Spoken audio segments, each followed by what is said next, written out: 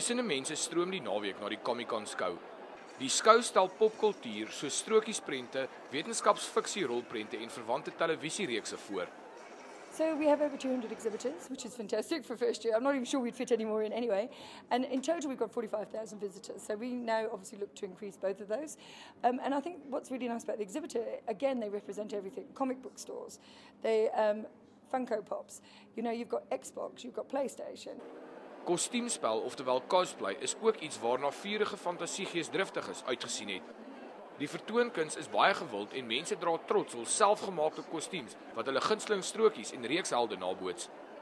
Ek het 3D animation geswat, so ek is mal oor animation en comics en al die goed so ja, en ek love dit net om hierdie hele idee met so 'n klomp mense te share. Ek is hierso vir die pret. Ek wil kyk, daar is games, series, movies, comics, RPG, alles wat ons geeks belangstel is hier.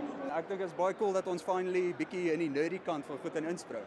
Ek weet jy, it's nice. I came here today because, well, I've never been, obviously, to like, for example, Rage and all that stuff, and also I wanted to see everyone else dress up. And yeah, it's nerdy, I love it. Die skou eindig môre. Gerard Pretorius, 1 Nuus, Midrand.